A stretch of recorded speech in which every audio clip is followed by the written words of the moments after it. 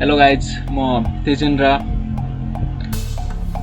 स्वागत गर्दछु मेरो यो च्यानलमा प्लेटफर्म फर स्टडी भन्ने च्यानलमा। ओके, यो चाहिँ मेरो फर्स्ट ट्युटोरियल सिरिज भएको कारणले गर्दा म चाहिँ यसमा धेरै कुरा भन्नेवाला छैन। सो सिम्पली एउटा इन्ट्रोडक्सन मात्रै दिनेवाला छु। ओके, म चाहिँ एउटा आइटी स्टुडेन्ट हो। सो यदि तपाईहरु कुनै आइटी फिल्डतिर जाँदै हुनुहुन्छ या एसईईमा या एनईबीमा यदि कम्प्युटर साइन्स लिएर पढ्दै हुनुहुन्छ भनेपछि तपाई चाहिँ यो ट्युटोरियल सिरिज कम्प्लिट हेरेर केही न केही कुरा लर्न गर्न सक्नुहुन्छ। सो नर्मली यदि तपाईहरु हाम्रो यो च्यानल चाहिँ एक्चुअलमा प्रोग्रामिङको बारेमा मात्रै हुने भएकोले तपाई यदि सफ्टवेयर डेभलपर बन्दै हुनुहुन्छ या सफ्टवेयर डेभलपमेन्ट फिल्डतिर जाँदै हुनुहुन्छ भने तपाई चाहिँ हाम्रो च्यानललाई सब्स्क्राइब गर्न सक्नुहुन्छ। ओके, धेरै कुरा नगरौँ, सिधै हामीहरू कोर्सको कन्टेन्टतिर जाउँ। ओके, ट्युटोरियल सिरिज फर्स्टमा चाहिँ हामीहरू बेसिक कुरा मात्रै बुझ्नवाला छौँ। तर यो ट्युटोरियल स्टार्ट गर्नुभन्दा पहिला म केही बेसिक टर्महरू भन्नेवाला छौँ, जसको थ्रु चाहिँ हामीहरू ट्युटोरियल सिरिज स्टार्ट गर्नवाला छौँ। र एकदमै इम्पोर्टेन्ट टर्म पनि हुन्छ त्यो, किनभने यदि तपाईँ कुनै सफ्टवेयर डेभलपर हुँदै हुनुहुन्छ या सफ्टवेयर बनाउँदै हुनुहुन्छ भनेपछि त्यो टर्महरू तपाईँले बुझ्नै पर्ने हुन्छ। सो फर्स्टमा हामीले बुझ्नै पर्ने कुरा भनेको एउटा छ programming concept.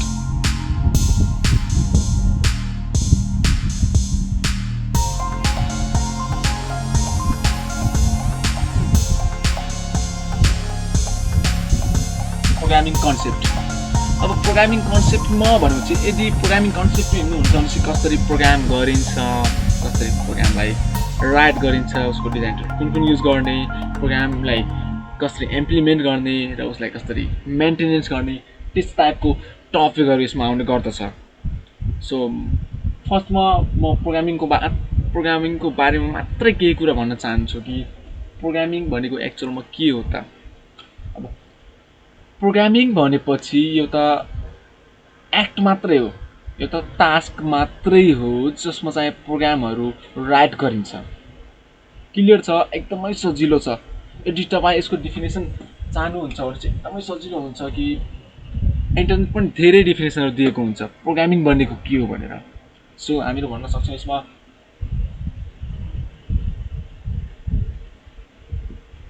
Programming is an act of writing program by using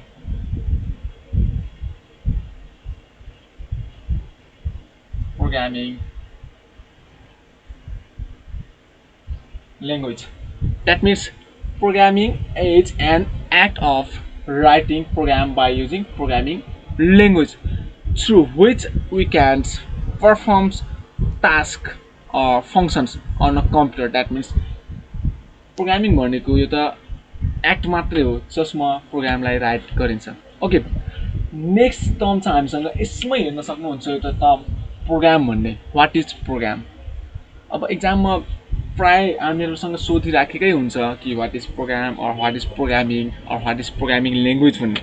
okay, यो चाहिँ एकदमै इजी तरिकाले मैले डिफाइन गरिदिएको छु। सो हाम्रो एसईई या एनईबी स्टुडेन्टलाई एकदमै हेल्पफुल हुनेवाला भिडियो हुनेछ।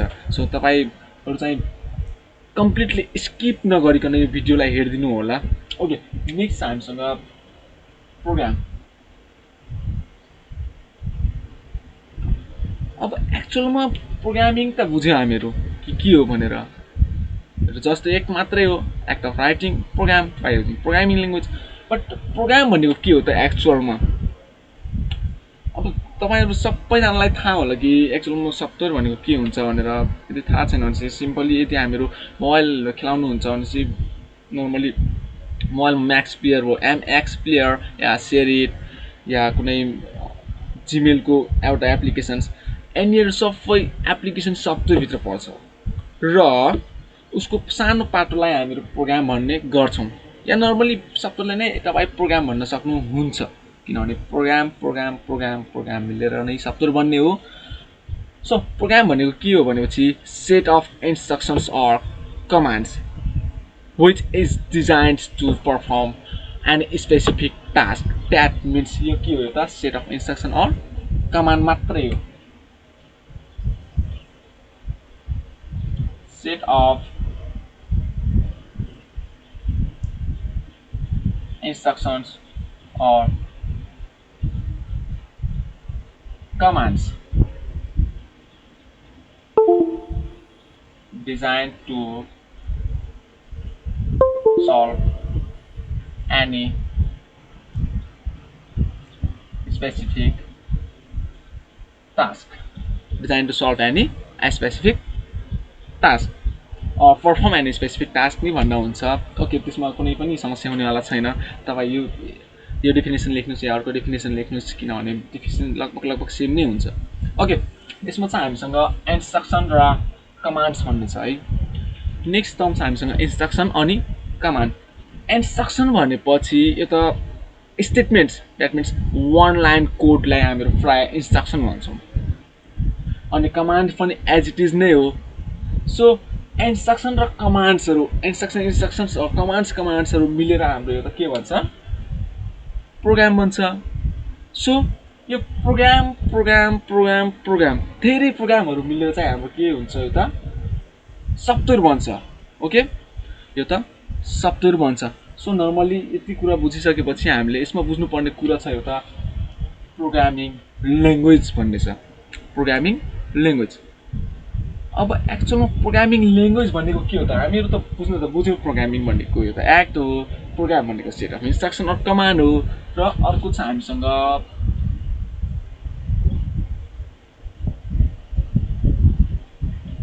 Programming language. प्रोग्रामिङ ल्याङ्ग्वेज भनेपछि के हो त एक्चुअलमा. अब नर्मली तपाईँहरूलाई सबैले थाहा होला कि ल्याङ्ग्वेज भनेको के हो, भाषा, कुनै न कुनै भाषा. जस्तै तपाईँहरू र मेरो भाषा नेपाली, जस्तै इन्डियाको भाषा हिन्दी, इङ्ग्लिस, द्याट मिन्स धेरै भाषाहरू हुन्छ. सो भाषालाई डिफाइन गर्न चाहनुहुन्छ भने चाहिँ एक्चुअलमा के हुन्छ त, भाषा भनेको यो त मिडियम मात्रै हो. मिडियम भनेपछि माध्यम, कि तपाईँ र मेरो बिचको यो त माध्यम जसको थ्रु तपाईँ र म कुराकानी गर्न चाहन्छौँ र गर्न सक्छौँ. जस्तै तपाईँले नेपाली आउँछ, मलाई पनि नेपाली आउँछ. सो नेपालीमा कुरा गर्न सक्छौँ. It's so simple and so fights, that means त्यहाँ कुनै पनि समस्या छैन. ओके, द्याट मिन्स हाम्रो ल्याङ्ग्वेज भनेको के हो त, language is a means of communications through which two persons or two parties can interact or communicate with each other. Okay, as it is from the same definitions. That means language को definition अनुसार हामीहरू programming language को नि define गर्न सक्छौं. Okay, what is programming language? अब programming language भनेको के हो त actually? Programming language is a language through which we can interact with computer by writing some programs or software. Okay, अब यसमा चाहिँ के आउँछ कि तपाईको कन्सेप्ट चाहिँ प्रोग्रामिङ ल्याङ्ग्वेज भनेपछि यो चाहिँ मिडियम हो है, मिडियम हो जसको थ्रु हामीहरू कम्प्युटरसँग इन्टरेक्ट गर्न सक्छौं. बट प्रोग्रामिङ ल्याङ्ग्वेज भनेपछि प्रोग्रामहरु डेभलप गर्नको लागि बनाइएको यो त ल्याङ्ग्वेज हुन्छ. ओके, र प्रोग्राम बनाइसकेपछि प्रोग्राम थ्रु हामीहरू अब कम्प्युटरसँग चाहिँ इन्टरेक्ट गर्न सक्छौं. द्याट मिन्स अब सेम डेफिनेसन नै आउँछ. Programming language as a means of communications or medium between the computer and the users through which we can interact with computers. For example, म भन्न चाहन्छु कि जस्तै तपाईहरु क्लिक गर्नुहुन्छ नि मोबाइलमा, जस्तै मोबाइलमा सेरिट हुन्छ, सेटमा क्लिक गर्नुहुन्छ र सेरिटले तपाईको मोबाइल डिभाइसलाई के भन्छ, धेरै कुराहरु भनिराखेको हुन्छ. जस्तै वाइफाई अन गर्ने, ब्लुटुथ अन गर्ने, अरूसँग इन्टरेक्ट गर्ने कि नगर्ने, त्यस टाइपको कमान्डहरु उसले प्रोवाइड गरिराखेको हुन्छ. द्याट मिन्स मोबाइलमा दिइराखेको हुन्छ. त्यसमा सफ्टवेयर बनाएर केही न केही त्यसको भित्र प्रोग्राम लेखिएको छ र त्यही प्रोग्राम अनुसार मोबाइलसँग इन्टरेक्ट भइराखेको छ. सो यति मात्रै बुझ्नुस् कि प्रोग्रामिङ ल्याङ्ग्वेज भनेको त ल्याङ्ग्वेज हो जसको थ्रु हामीहरू कम्प्युटरसँग या मेसिनसँग इन्टरेक्ट गर्न सक्छौं. ओके, आजलाई यति नै। यदि तपाईँलाई यो भिडियो एकदमै राम्रो लाग्यो भनेपछि, यदि यो भिडियो तपाईँको लागि हेल्पफुल छ भनेपछि यो मेरो च्यानललाई, हाम्रो यो प्लेटफर्म फर स्टडी भन्ने च्यानललाई सब्सक्राइब गर्न नभुल्नुहोला र भिडियोलाई लाइक गर्नु र सेयर गर्नुहोला। र तपाईँ एसई र एनइबीको स्टुडेन्ट हुनुहुन्छ या आइटी कोर्स ब्याचलरमा कुनै गरिराख्नु भएको छ भनेपछि हाम्रो च्यानल चाहिँ थुप्रै ल्याङ्ग्वेजहरूमा ट्युटोरियल सिरिजहरू प्रोभाइड गरिराखेको छ। सो फर्गेट चाहिँ नगर्नु होला कि हाम्रो च्यानललाई सब्सक्राइब गर्ने। Okay, bye bye, see you next time.